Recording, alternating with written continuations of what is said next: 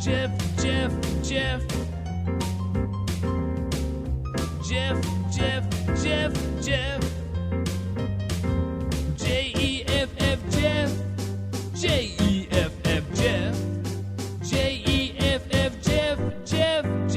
Jeff Stein's our national and presidential expert, noted author. You can find his books at your favorite bookstore as well as totallyiowa.com. The Iowa Business Report, the Iowa Politics Report come to us from his flagship station, KXEL, Cedar Falls, Waterloo, where Jeff is joining us today. Hey, Jeff. Matthew, good afternoon. What is new? No, not much. Okay, so did you expect Little John to show up last night? And Little John, I said little. That will make me sound like I'm a 55-year-old. Little John, did you think that all of a sudden it's usually one of the more boring parts of the convention, and all of a sudden it was a party in Chicago? That was actually pretty enjoyable to watch. You know, that was the talk just down the hall. Somebody said that they were just dipping into coverage, and then that happened. And it's like, well, I'm going to watch this. And then now we're trying to figure out the message of every song for every state and all that routine. Well, spice it up a little bit. After all, the official vote was already done online 2 weeks ago. So, I mean, have some fun with it. What the heck? Do you think that freed them up because it really was more of a symbolic vote? Or I can't believe you're going back on this. That was gold, man. No, it's kind of like, let's have some fun. Well, here's the thing. Would you have done it if Biden was the nominee? That's an interesting thing because obviously it's a different mindset in a different team. I would guess that wasn't on the agenda before. Exactly. And that someone very wisely said, "Hey, wait a minute here. We have an opportunity. Let's let it go." I mean, in Minnesota, the Minnesota team had Prince. You know, California had that was a pretty fun one, but I mean, still nothing will beat Georgia and Little John screeching throughout the entire United Center. That was pretty brilliant. But this is the thing where if you want to make, and again, not a criticism, you know, you look at the DNC logo and it's replicating the old Biden logo, right, where the E looked like a waving flag. So, I mean, she's stuck with the old logo, right, and the whole thing. How do you make the convention about you? Mm-hmm. Well, how do you make it say next generation, new, something different? Because it would have been disingenuous, wouldn't it, if the oldest candidate in history had a DJ up there, you know, playing the Wi-Fi stereo Victrola device? You know, I mean, it wouldn't have worked, but this just made much more sense. Well, and let's talk imaging. You and I have watched plenty of presidential campaigns. I saw a split screen of what the Republicans did, and, you know, traditional, dry, fairly stodgy, you know, not very entertaining. You have that yesterday. You're a political party. You need to appeal to millennials and Generation Z. You know, like I said, I just don't see either party going back from something like this, because the stark difference between what the RNC did was and the DNC, I can tell you right now, my kids were loving watching it last night. They're all Gen Z. This, you know, it wasn't. I don't know of anyone that was excited about the roll call of states at the RNC. I mean, the DNC is doing a better job of messaging and looking like an appealing party. Frankly, that's just how they are just doing a much better job. Well, when I was sitting at home at 11:25 Monday night, because I had to wait for the coverage that was way behind schedule to finish so I could put my radio station back to normal programming, I did not have a lot of words of praise for the DNC in its scheduling that night, and I'm sure James Taylor doesn't either. Old man in Iowa furious. Screaming at computer screen because there were no clouds in sight. Well, a couple of James, things. by the way, you have a point about James Taylor. How do you bump James Taylor? I mean, because it was already midnight. Well, okay, there is at least one of those lieutenant governors. They could have just said, okay, James Taylor, you understand, right? I mean, Debbie Wasserman Schultz got the boot. And another congresswoman whose name escapes me got the boot. And we'll have you come back another night. Apparently, if you were there for the sound check, though, you know, it sounded great. JT was on his game. The Republicans, and we talked about this at the time, they oriented the convention hall much differently. Mm-hmm. It looked much more like, in essence, a TV set. And I don't mean television set, I mean a stage. I noticed right away with the United Center, we're back to the old school, long kind of a view of the delegates. So in other words, they went old school with how the delegates are listed or are positioned on the floor, but then they went new school with the roll call, right? Here's the thing, especially for the Democrats this time because of the changing candidate. The goal, to me, of this convention is to solidify the base. Make sure that there are no issues. And by the way, I haven't seen any issues. No. Okay, okay, so you don't have people saying, well, we don't like how this came down. They don't care.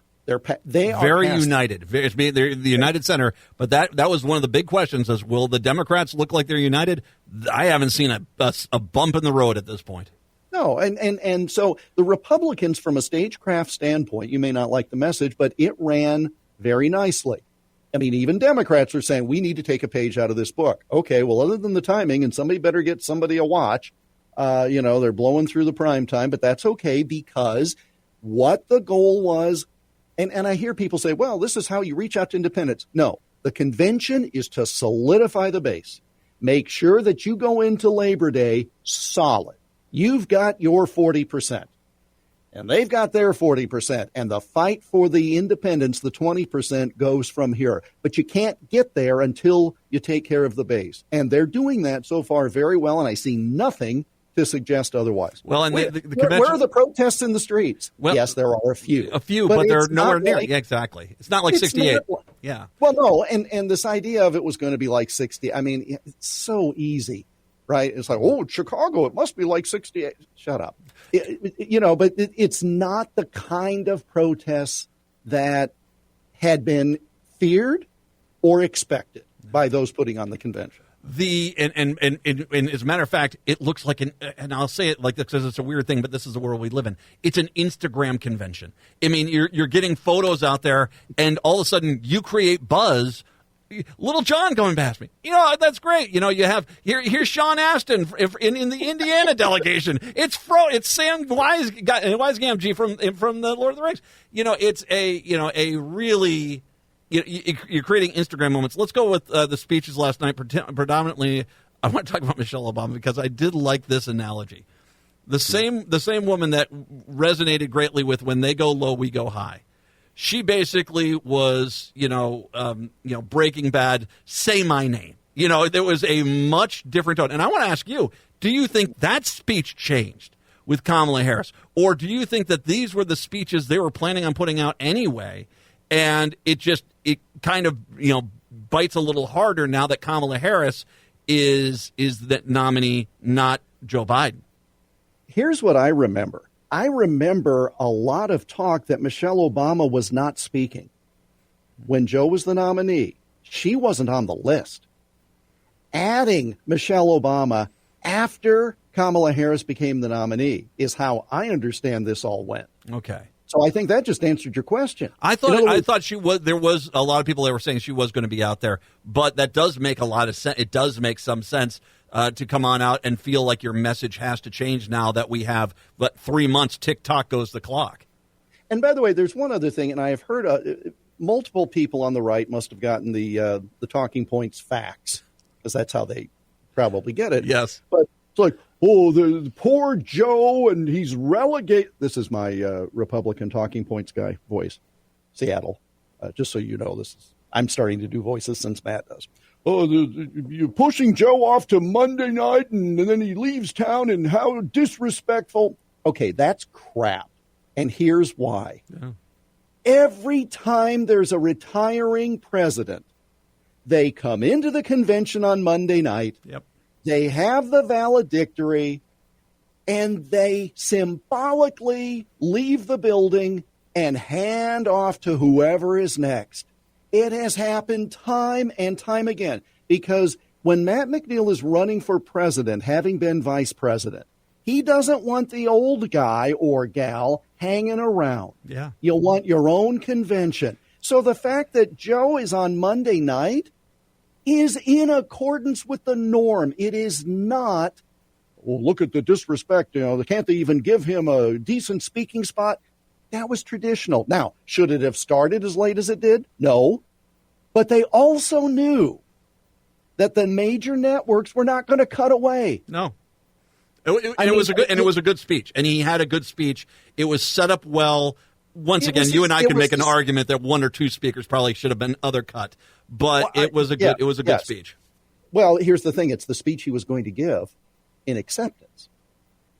Probably with definitely for some changes, with a little drafting, but basically, this is the speech he was going to give on Thursday night if he was the nominee, and he went hard. And since he went hard, some of the others don't have to. So, again, all of this stuff about look at the disrespect.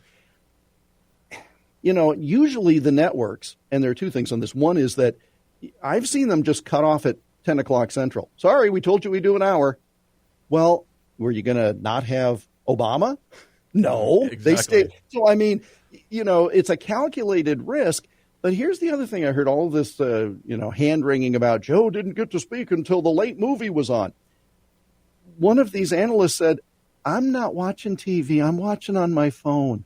Yeah. It doesn't matter that it's 11 o'clock in the East or whatever. The 1970s television schedule does not matter. It just doesn't anymore, especially for anyone under the age of 40. It just doesn't, because that's the rectangles. Does it mean that it's going to be in color now, too? Oh, it might just be. Hey, where's that new kid from Brady Bunch? All right, so there you go. Oliver. Cousin Oliver. There you go. That's an Oliver reference. I think your school pictures looked like Cousin Oliver. Oh, they did. Man. I looked like, oh, gosh, they were not good. Oh, my. So, speaking of trying to make hay, they're trying to, because they haven't been able to get anything on walls yet. This is my favorite. This is, first of all, the fiscals on this guy are the most humble fiscals of any candidate I've ever seen in my life. But yet they're saying, why would the head of a major agricultural state in the country in the Midwest be meeting with the Chinese? Oh, I don't know. Soybeans, pigs, corn. Yeah, I know why he's meeting with the Chinese. The idea that they're going to try to make this into something, I guess your governor is now working with the Chinese. The Nebraska governor is. That's just not. This is the way we do business today. And if you're an ag state, you clearly, China's a pretty big account. I guarantee you a lot of people in Iowa are wondering when the governor's going to go over there and make sure the pork, products are being shipped over there correctly. We don't have to. Because the former ambassador, who's from Iowa, was to lead a delegation. Yeah. Ambassador Branstad was to lead a delegation, and then he sent his son, who's the next generation. It's covered. The path from the Midwest to China is listed as a favorite on MapQuest. Yeah. It's used so often. Now, the rest of it, okay, fine, whatever. But the fact of the matter is, yes. Why would someone from an egg state go to China? Because it's seriously diabolical. Yes, that's what it is. Stupid. It's such a. It tells me how little they have on the guy. And I know this is how you do it. You go out there and you throw things at the wall. But it almost is kind of like you do understand. Okay, you need to have a viable relationship between the Midwestern states, the ag producing states from Texas to Minnesota. You have to have that with China because they're the ones that are buying a lot of our product, and bless them. You want our product? It's the best in the world. It's just so misguided. Feed their population. They do not have the resources to feed their population. They have to import. We make more, we produce more, even in a horrible drought year, than we can possibly consume on our own. Yep. So solve two problems at once. Now, is there a problem with the Chinese insisting on taking all of the secrets of patents and everything? Oh, yeah, very much. Spy balloons floating over the Rockies. Yeah, problem here. But, but to simply say that his name should be Comrade Walls because he has gone over the... Okay, whatever. Let's take a break. When we come on back, I got to talk about the attempt at rebranding of Trump's campaign, and that's a hoot. Jeff Stein joining us. It is a Wednesday. We'll take a break. It's the Matt McNeil Show.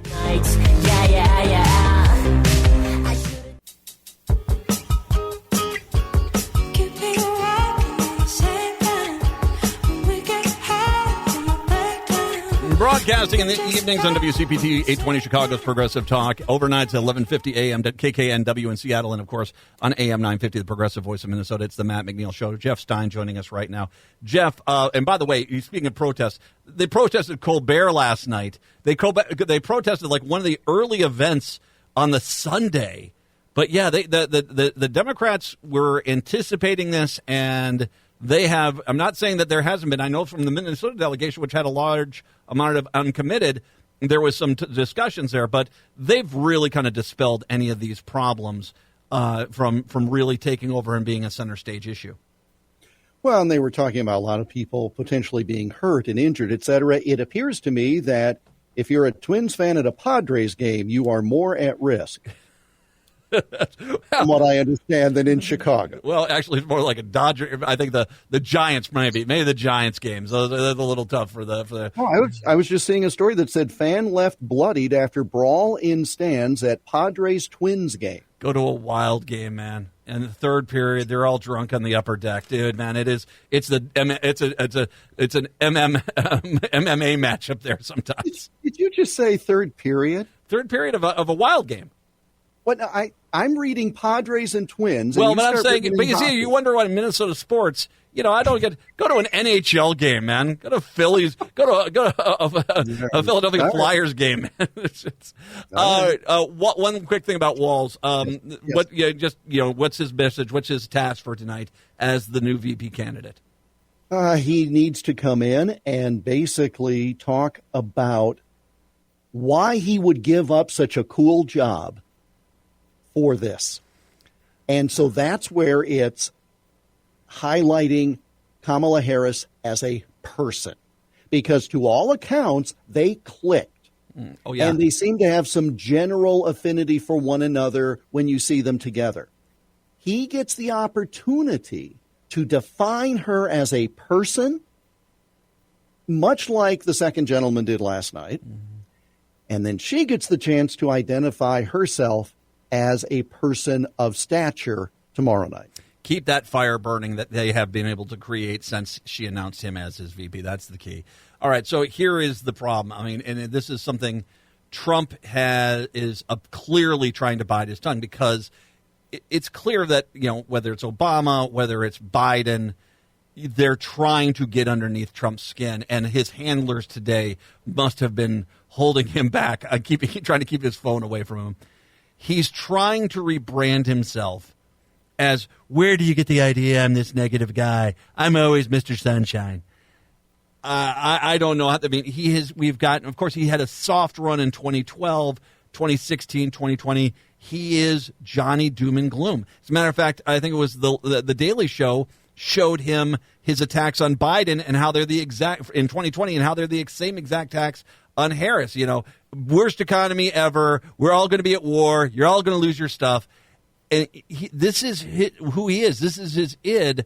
How does he change? I mean, I just don't see how he's going to rebrand himself as Johnny Positive Happy, because that's just not who Donald Trump is.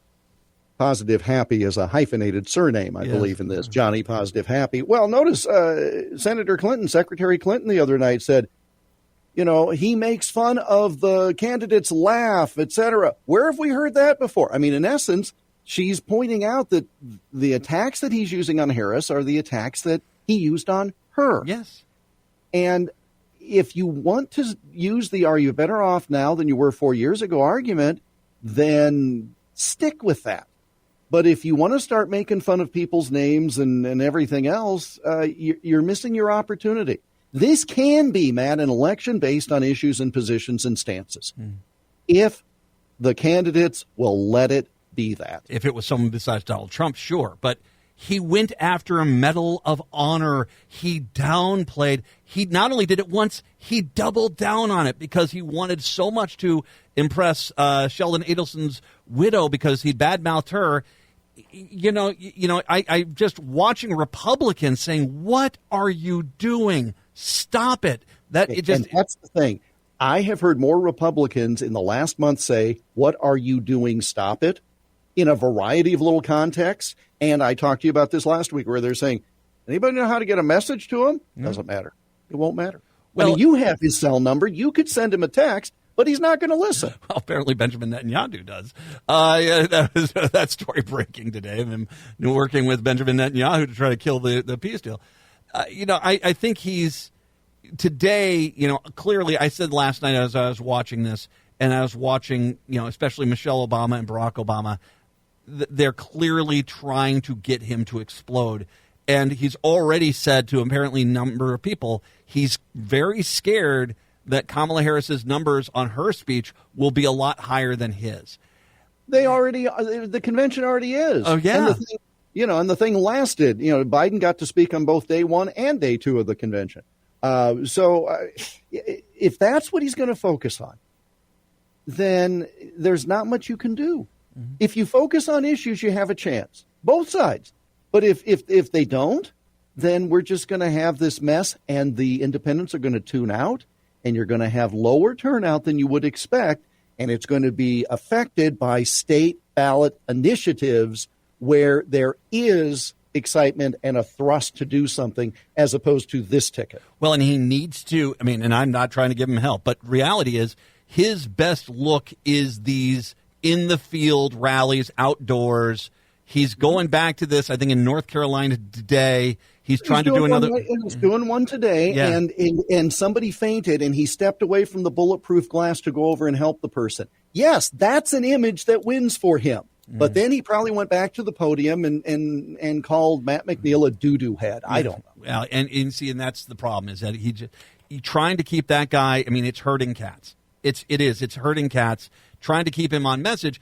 And the thing that is interesting is the Democrats seem to have finally figured out. You just make him a walking rage machine, present yourself as happiness, hope, and joy, and he really does not win out. Well, there's another 4-year question. It's not just, are you better off now? Who do you want to look at and listen to for the next 4 years? Yeah. And angry guy or not? Well, and it's interesting because, once again, with Biden, it was, we're in a crisis here. Who do you trust to be in charge? They picked Biden. This time around, it's like, do you really want angry man back in? And, yeah, it's not resonating. Jeff Stein, once again, you find his books over at your favorite bookstore. I'll post the Iowa Politics Report. Jeff, we'll talk to you in a few weeks, my friend. Take care. Hour 2 for Minneapolis, St. Paul. That's up next.